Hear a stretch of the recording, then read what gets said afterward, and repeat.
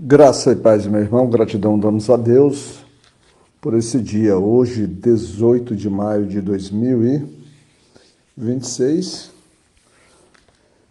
Nós estamos no livro de Ezequiel, capítulo 26 também,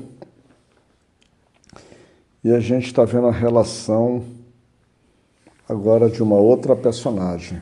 Você lembra que Deus estava julgando Israel? No capítulo 25, nós passamos ali por uma série de cidades, né?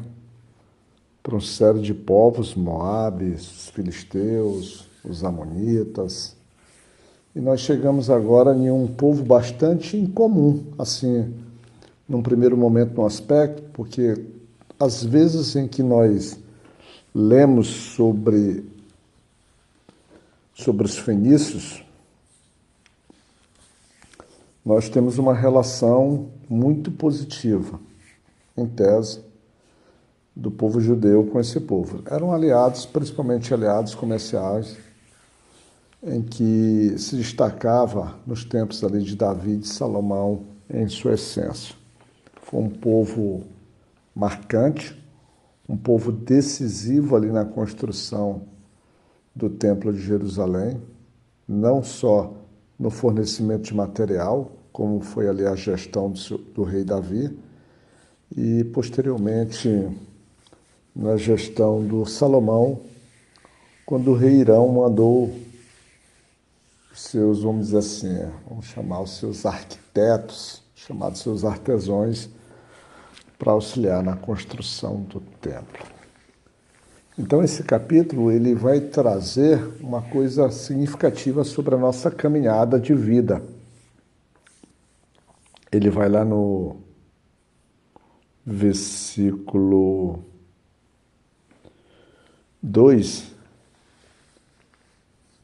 e nós encontramos: Filho do homem, por causa do que Tiro disse contra Jerusalém, está quebrado o que era o portão do povo. Ela virou-se para mim. Eu serei reabastecido agora que ela está assolada. Iniciamos o nosso devocional falando sobre a nossa relação com pessoas, no caso, falando sobre a relação de Jerusalém com Tiro. E as relações, elas têm uma tendência natural a criar conflitos. A gente consegue perceber a capacidade de se criar conflitos quando você olha para dentro da sua própria casa, né? Na sua casa você tem a relação normal, considerando a construção de uma família, você tem a relação do marido com a esposa, tem a relação dos pais com os filhos, e nós temos da relação dos irmãos entre si. Entre todas essas relações, todas têm pontos de conflito, a gente observa que ao longo do tempo, dependendo dos personagens envolvidos, os conflitos vão se estabelecendo por motivos muito específicos. Por exemplo, entre o marido e a esposa, um dos conflitos muito evidente é a questão do ciúme. Isso mesmo entre os cristãos, né? O ciúme é algo extremamente dominador sobre o ser humano, porque o ciúme, ele é uma manifestação assim muito direta sobre, vamos dizer assim, é uma reação à possibilidade de você perder a capacidade sobre algo, domínio sobre algo. E aí, no caso, o que se destaca nesse ponto é o ciúme do homem contra a mulher, que pode ou em grandes casos, a gente percebe que é algo tão nocivo que passa a representar um risco real para a mulher, exigindo que o Estado tome medidas protetivas para que coloque essa mulher sobre, vamos dizer assim, sobre segurança. Nós temos também a relação da mulher com o marido. mas é um ciúme que ao longo do tempo ele se envolve por repetidas ações do marido, ou por repetidos sinais, ou até mesmo por uma falta de controle emocional de sua esposa diante de diversas situações de relacionamento dia a dia, como se o marido trabalhasse só com homens, ou vice-versa, também se aplica. E já o conflito com os filhos ou entre os irmãos, ele se dá mais na fase adulta. Eles têm os seus conflitos de criança, mas a fase adulta ela se torna uma fase mais aguçada, porque é a fase em que a eles é atribuído responsabilidades, como por exemplo, de suporte aos pais diante do envelhecimento, do enfraquecimento daqueles que os sustentaram, que os mantiveram. E então é preciso de uma reorganização e é preciso uma parceria. E eles, como agora estão divididos entre famílias diferentes, entre propósitos diferentes, acabam não se entendendo. E isso, por vezes, vai se acentuar ou vai criar uma situação mais crítica quando envolve, com a partida dos pais, o envolvimento da partilha, né? Então, nós temos cenários.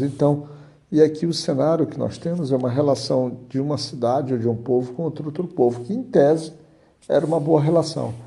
Mas nessas ações, e como a gente está trazendo aqui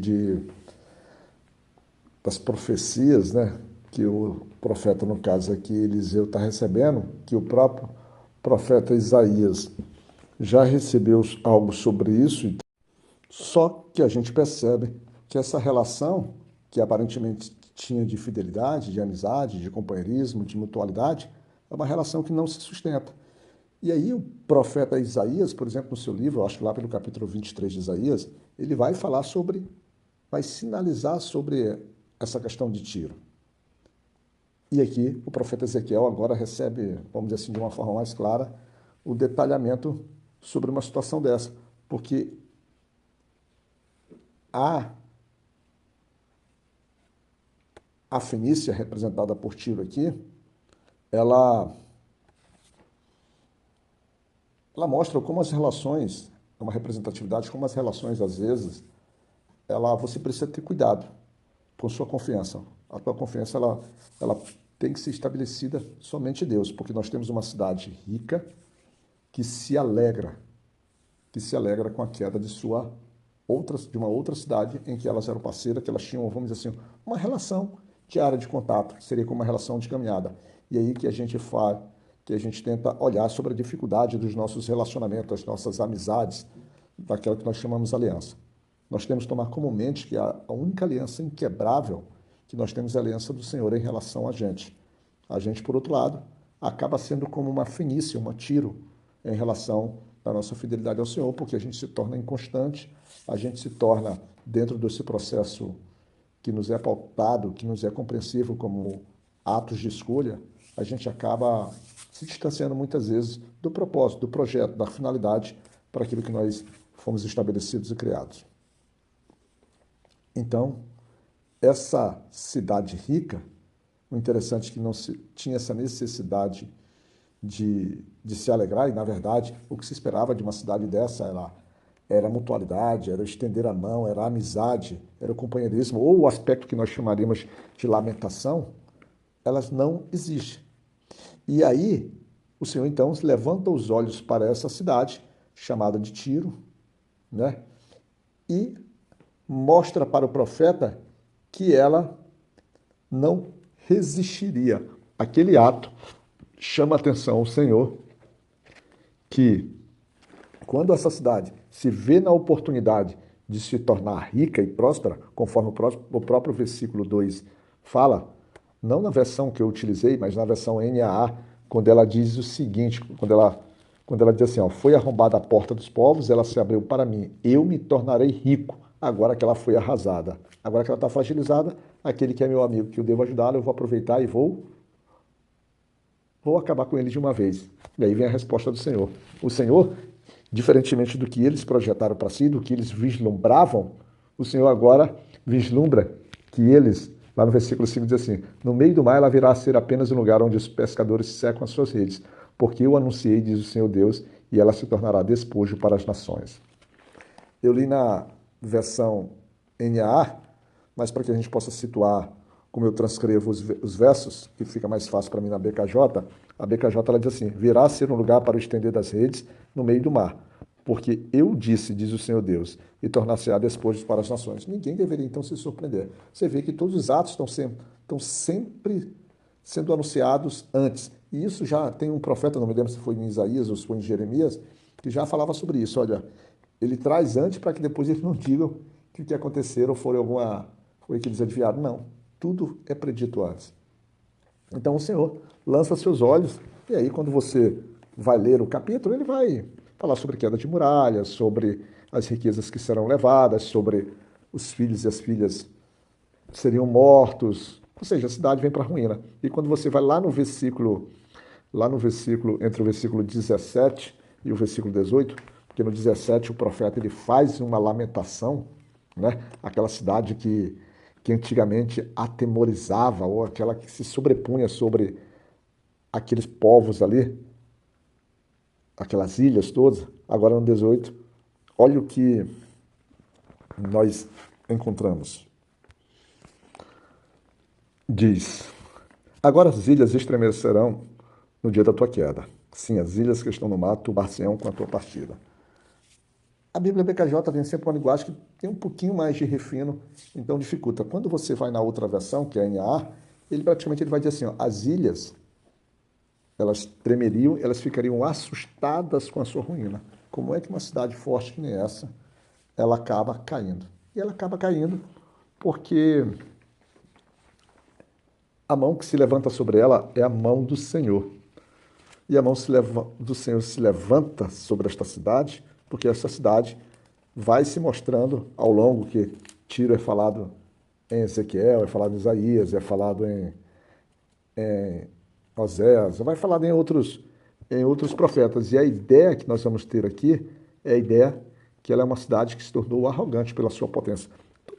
Isso é uma característica, né? A gente, quando vai crescendo, a gente vai se tornando forte, vai se tornando dominador. A gente vê hoje as relações, por exemplo, dos países. Nós temos o país norte-americano e os Estados Unidos, que quando se senta à mesa da negociação, ele tem aquele ponto de arrogância. Quando ele diz, por exemplo, aqui numa situação de guerra contra o Irã, que é o contexto atual, ele diz assim que ele um dia destruiria Irã. Um tipo de expressão dessa é semelhante ao que essas nações aqui elas fazem, a confiança no seu poder militar. E dificilmente se diz que se confia no Senhor essas nações. Quando o dinheiro, a potência militar, os cavalos, os tanques de guerra, o poder nuclear, tudo isso se faz presente que atemoriza a todos, dá essa sensação. Mas, por outro lado, nós temos um Senhor de estratégia, um Senhor de poder, um Senhor que aniquila tudo a qualquer momento, se a sua vontade assim o fizer. Então, esse capítulo ele traz um pouco sobre isso, um pouco sobre essa situação, em que faz com que a gente fique atento, né, dessas relações que a gente chama de amizade, de parcerias ao longo da vida, fazendo com que a gente entenda, compreenda e aceite que só há uma amizade verdadeira, que é a amizade de Deus para conosco. Nem mesmo a nossa amizade para com Deus é verdadeira. A ideia é que seja verdadeira, a ideia é que seja leal, para que possa se formar uma aliança perfeita de pai para filho e de filho para pai. Tá bom? Fica na graça de Deus Pai Todo-Poderoso e que o Senhor da misericórdia e da bênção te cuide.